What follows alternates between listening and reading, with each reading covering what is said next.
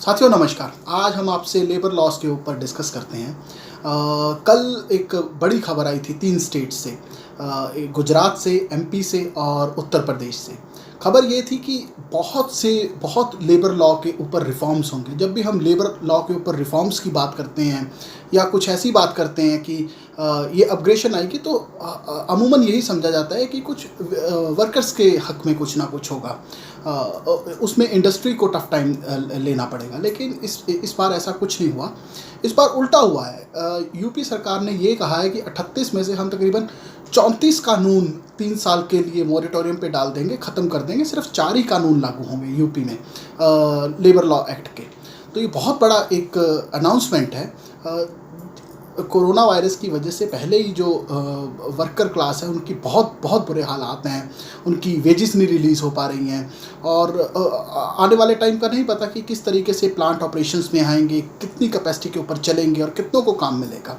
और उसके ऊपर आपने ये कर देना कि जी जो उनकी हक की बातें थी वो आपने सारे लॉज ख़त्म कर दिए और तकरीबन 4 लॉज ही बचे हैं जिसमें है जी construction workers 1996 act, work compensation 1923 act, bonded labour 1976 और पेमेंट एंड वेजेस एक्ट 1976। तो सिर्फ यूपी में यही 4 कानून लागू होंगे। बाकी जितने भी लेबर लॉ के कानून हैं वो सारे एक बार होल्ड पे डाल दिए जाएंगे 3 साल के लिए। तो इंडस्ट्री को सरकार कहीं ना कहीं रिलीफ देना चाहती है, फैक्ट्रीज को रिलीफ देना चाहती है। एक मैसेज ये दिया जा रहा है मार्केट में। अगली स्टेट पे बात करते हैं। एमपी सरकार ने भी अभी वहाँ पे गवर्नमेंट चेंज हुई है, बीजेपी की गवर्नमेंट है वहाँ पर भी। उन्होंने एक ये आउटकम दिया है जी कि एक तो आपको जो लाइसेंस ईयरली रिन्यू करना होता है वो आपको ईयरली रिन्यू करने की ज़रूरत नहीं है, वो आप 10 साल में एक बार कर सकते हैं। दूसरा उन्होंने ये दिया है, ये कहा है जी आप 8 घंटे की से बढ़ा के 12 घंटे वर्कर से काम करा सकते हैं। देखिए 12 घंटे तो आज की डेट में काम हो ही रहा है। 8 घंटे आपके वेजेस में रहते हैं, 4 घंटे ओवर टाइम में रहते हैं, तो इसमें तो कोई बड़ी बात नहीं है। और उन्होंने भी काफ़ी लॉस के ऊपर कट लगाया है तकरीबन 1000 दिन के लिए। तो उसी पैटर्न के ऊपर चली है एमपी सरकार भी। गुजरात सरकार विजय रूपानी, वहाँ 2-3 चीज़ें ही लागू होंगी। एक तो मिनिमम वेजेस एक्ट लागू होगा, इंडस्ट्री सेफ्टी रूल्स लागू होंगे, एम्प्लॉय कॉम्पनसेशन लागू होगा।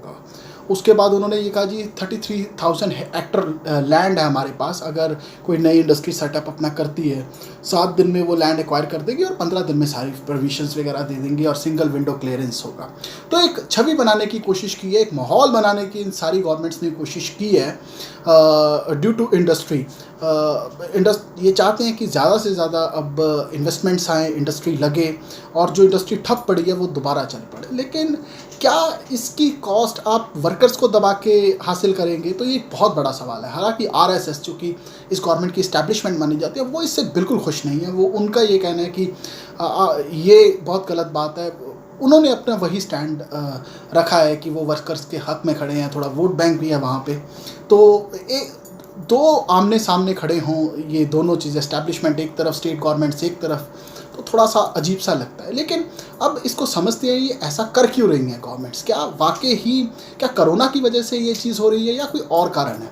देखिए कोरोना की वजह से इंडस्ट्री को ठप तो लगा है, लेकिन जब ये चीज़ें रिलीज़ होंगी, अब जिस तरीके से गवर्नमेंट ने पार्शली लॉकडाउन खोला है और उम्मीद है कि आने वाले टाइम में 1-2 महीने में काफ़ी प्लांट्स खुल जाएंगे और तजारत शुरू हो जाएगी।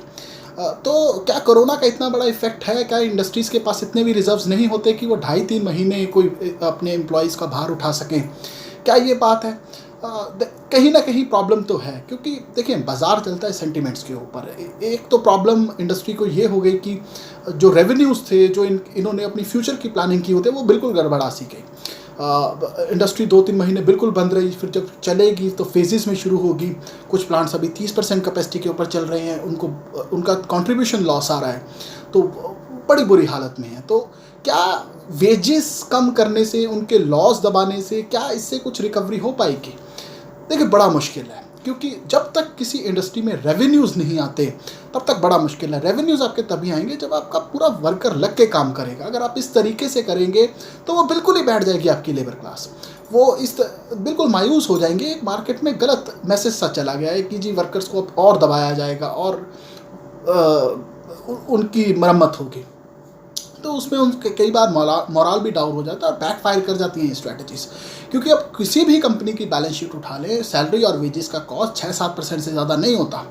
तो आप 6-7% के ऊपर, उसके ऊपर अगर 0.55 में कुछ फ़र्क आ भी गया तो at the end of the day कोई ज़्यादा बड़ी रिलीफ नहीं मिलती।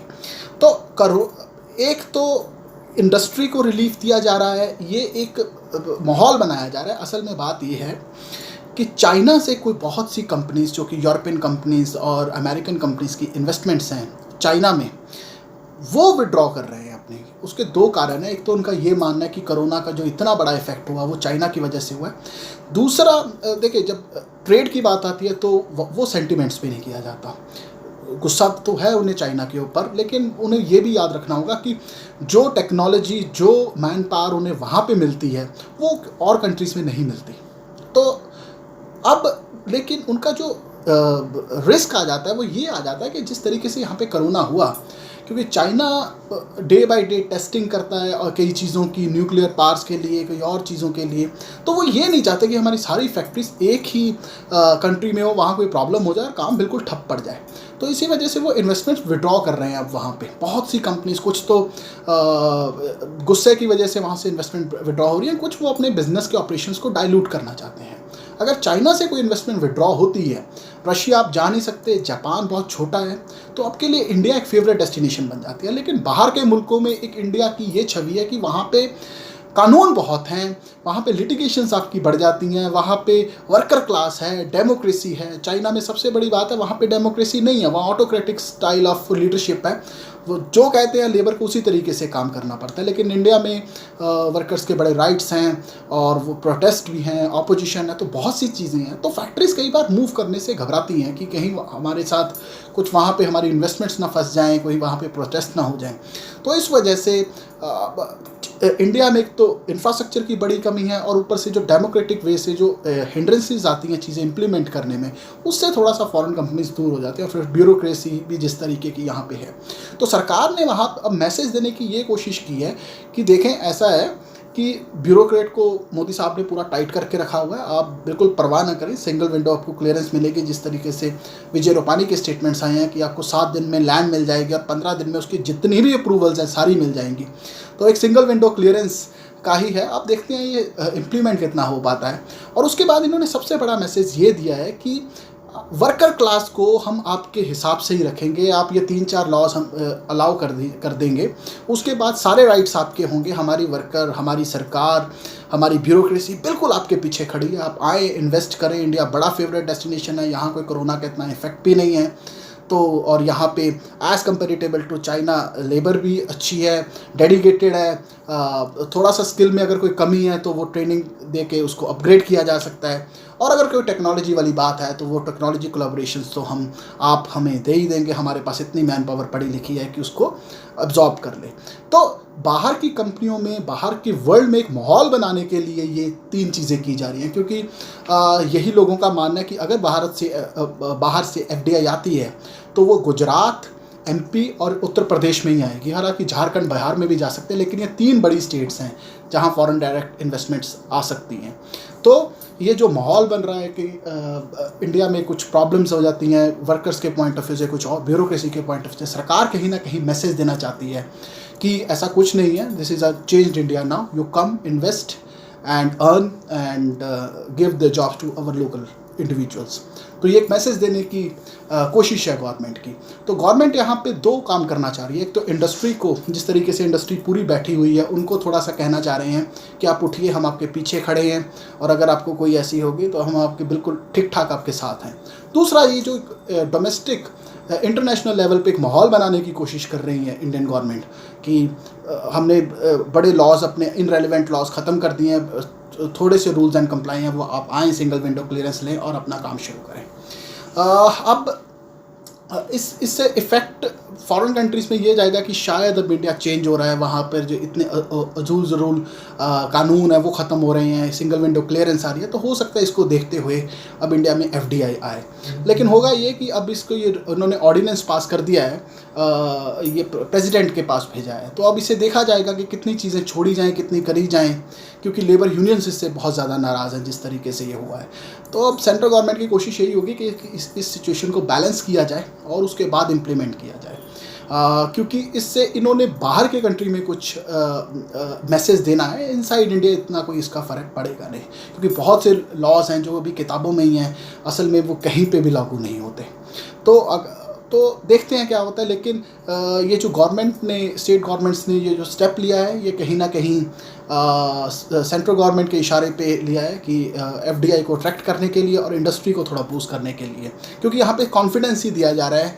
पैकेज तो अभी कोई मिलता दिख नहीं रहा लोकल इंडस्ट्री को। तो सरकार कहीं ना कहीं मैसेज देना चाहती है कि अब हम इंडस्ट्री के बिल्कुल पीछे खड़े हैं और हम अपनी इकॉनमी को रिवाइव करना चाहते हैं और चाहते हैं कि हम जल्द से जल्द डबल डिजिट ग्रोथ लें एक डेढ़ 2 साल में, और ज़्यादा से ज़्यादा एफडीआई यहाँ पे आए। तो ये एक सरकार की कोशिश है। मेरा ये मानना है कि आने वाले फ्यूचर कुछ मंथ्स में इसके एक बैलेंस सिचुएशन बनाई जाएगी और इन चीज़ों को डाला जाएगा। लेकिन मार्केट में बहुत क्रिटिसिज्म हो रहा है इस चीज़ का कि वर्कर्स के रूल्स रेगुलेशंस के साथ, उनके राइट्स के साथ इस तरीके से नहीं खिलवाड़ होना चाहिए। शायद इस चीज़ को बाहर जो थ्रो किया स्टेट गवर्नमेंट्स ने, वो थोड़ा गलत तरीके से किया। शायद इसे वेल मैनर तरीके से रखा जा सकता था इनके आगे। शायद वो बहुत हार्ड से उतर गए वर्कर्स के ऊपर, इसी वजह से थोड़ा सा क्रिटिसिज्म हुआ है। होप सो सेंट्रल गवर्नमेंट इसके ऊपर, बड़ी होशियार सेंट्रल गवर्नमेंट इस टाइम बैठी है और एक बैलेंस सिचुएशन बनाएंगे और तभी इस चीज़ को थ्रू किया जाएगा। देखते हैं क्या होता है। फिलहाल ये एक अपडेट थी कि काफ़ी लेबर लॉज को कट किया जा रहा है from the point of view in 3 states. देखते हैं बाकी स्टेट्स का इसके ऊपर क्या नज़रिया, अपोजिशन क्या कहती है और किस तरीके से सरकार इसको इम्प्लीमेंट करती है। तो ये एक फैक्ट्स थे जो लेबर लॉस के ऊपर नए चेंजेस आ रहे हैं। आप प्लीज़ हमारा चैनल नोटिफाई कीजिए, सब्सक्राइब कीजिए। कल आपसे साथ किसी और टॉपिक से जुड़ते हैं। Thank you.